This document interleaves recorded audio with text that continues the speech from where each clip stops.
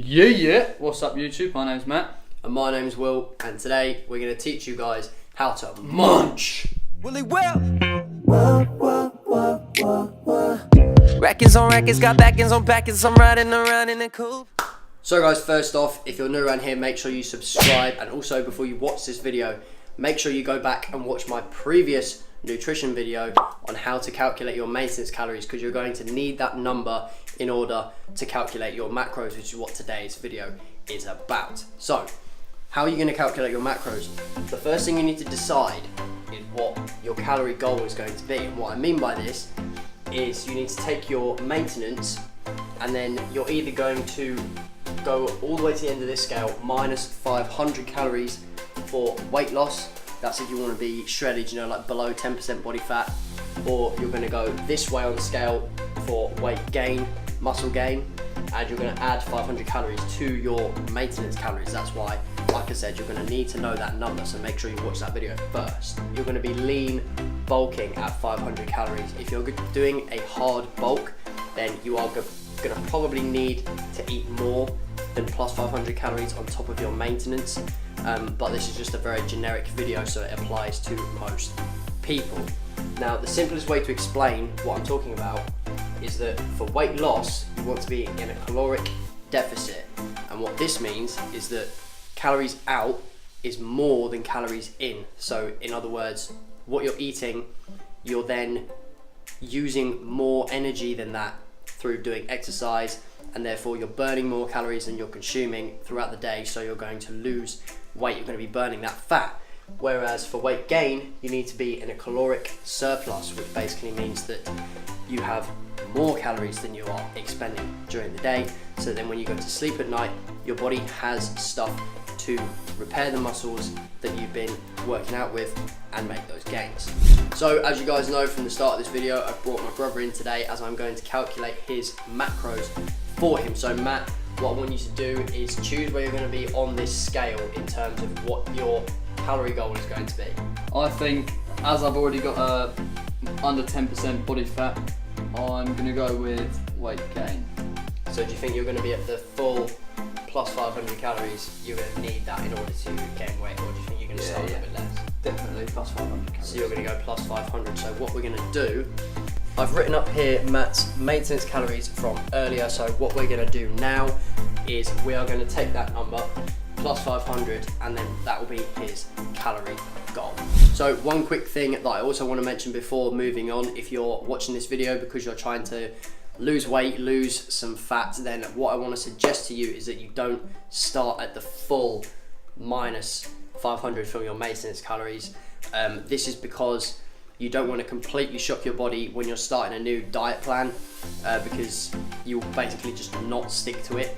You want to start at about 250, 300 less than your maintenance, and see if you stick to that, and then just increase it, or minus it if you're still feeling like you need to have a cheat day. Whilst doing that, you need to just adjust it as you go. Don't full on start at 500, because you're just going to deviate from your plan and it won't be successful.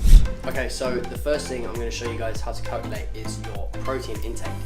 So how you're going to do this is your body weight in pounds, and then you're going to times this by, I've put a scale here, so it's either going to be 0.5 or 1.25, or basically somewhere in between. Now this is an enlarged version of that scale, and what I've got at this end, at the 0.75, is if you're a newbie. So if you're just doing this to try and lose weight, if you're on a diet plan to lose weight, if you're completely new to training and you've not got much muscle mass, then you probably want to start your protein at about 0.75, because you're not going to be needing protein as much as somebody who's going to be trying to build muscle.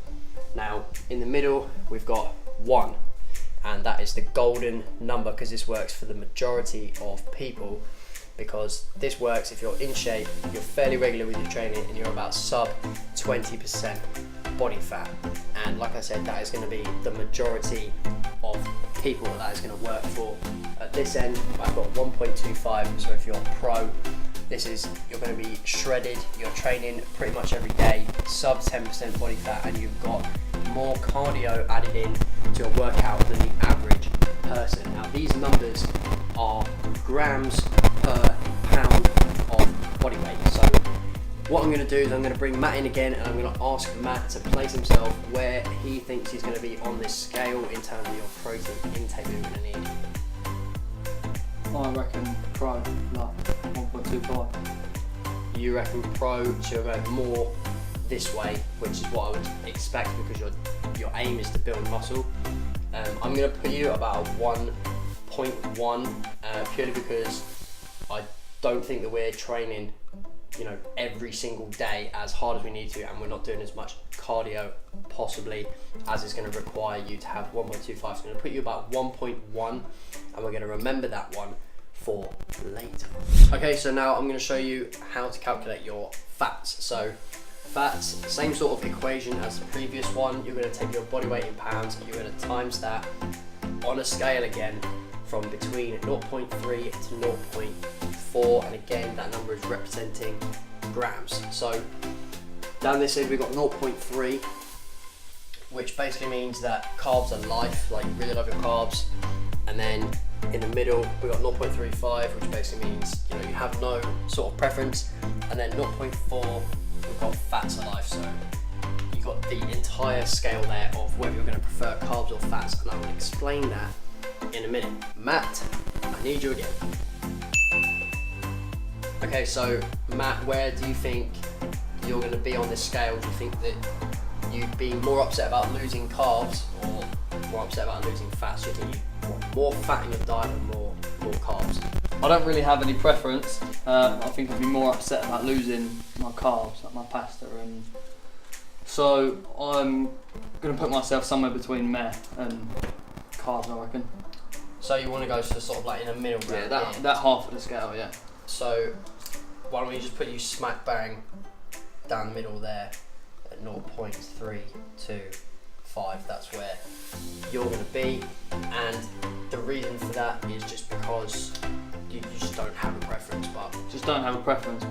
But if I was going to have to lose, so I mean cut out one of them, then I could live a lot easier without my fats, I reckon. Just something else to bear in mind with this is that I want to mention that carbs are a much better source of energy than fats are. Once your body has a certain amount of dietary fat, like you need dietary fat. However, once you have a certain amount, like you're all good. Like it's not something that your body really uses in a workout. So if you're going to be having a more fat-based diet, then you're going to have a low sort of energy in the gym. So you're not going to want to work out as much. Your workout's going to, not be as energetic, and that would be a lot better if you had more carbs there for that energy, so you could get in more workouts. So obviously the last macronutrient that we have to calculate is carbs, and there is a reason that I did protein and fats first, and that is because you need those numbers to calculate carbs. So carbs, what you're going to do is you're going to take your calorie goal that you decided at the beginning of this video. You're going to take your protein where you decided you were at that scale, and then you're going to times that by 4, then you're going to get your fats, times that by 9, and you're going to minus those two numbers from your calorie goal. We decided at the beginning of this video that Matt's calorie goal was 3,370.6, because remember I had this number up here, and then we added 500 calories to that number, so that is his calorie goal. And now his protein times 4, we're going to do that calculation, so that would have been his body weight in pounds, which is 112. Then he chose the number 1.1 grams per pound of body weight, and by timesing those two numbers together we got 123.2. so we're going to times that number by 4, and we're going to get 492.8 for protein.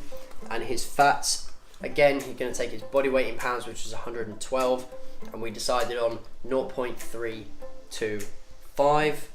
By timesing those two numbers together, we get 36.4, and then we're going to times that by 9, which is 327.6. So the equation that we end up with is 3,370.6 minus 492.8 minus 327.6. Now I should mention at this point the reasons for this 4 and this 9. Those of you who have been watching closely will have seen that in this corner on each board I have how many calories per gram is relevant to your macros. So both proteins and carbs are 4 calories per gram, whereas fats are 9 calories per gram, hence why we're timesing it by 4 and timesing fats by 9. And once you've got these numbers, then you're going to do this calculation, and we've already pre-done this for this video because that's how fucking organised we are, and the answer to it is 2,550.2. So basically what we've done is we've taken the amount of calories that Matt is going to get in his diet from proteins, we've taken the amount of calories that Matt's going to get in his diet from fats, and because the only macronutrient left is carbs, we're taking that away from his total calorie goal, which is going to leave us from all these numbers. That is the amount of calories that Matt is going to get from carbs. And in order to get this as a gram goal, which is what these other ones have been, is we're going to divide this number by 4, because remember, 4 calories per gram when it comes to carbs. So if we do this calculation down here, 2,550.2 divided by 4, we're going to get 637.55. So what we'll end up with is this number down here, which is Matt's number for his carbs, and that is the amount in grams that his goal is going to be. The reason, again, that I've divided this by 4 is because we had it as a calorie number. There's 4 calories per gram, so divide that by 4 and you get it in grams. So another thing to bear in mind, based on what I've just told you about how this math is going to work, when you're adjusting your overall calorie goal, the only thing that's going to change really in your diet is the amount of carbs that you're going to allow yourself to eat, and that is because your protein goal is still going to be the same, your fat goal is still going to be the same. All you're doing is making this number smaller, and you're still going to be taking these same numbers away from that number. So that just means that this number is going to be smaller, which means you're going to be eating less carbs. And that, ladies and gentlemen, is how you calculate your macros without having to go online and do it or get a personal trainer to do it. I'm giving it to you guys for free. So if you did enjoy this video and you did learn something from it, make sure to smash that like button. Don't forget to subscribe for more content like this in the future. I really enjoy these nutrition based videos, basically just because it's an excuse to use a whiteboard, I'm not gonna lie. Thanks to Matt for helping me out. Thank you very much for watching. See you in the next one.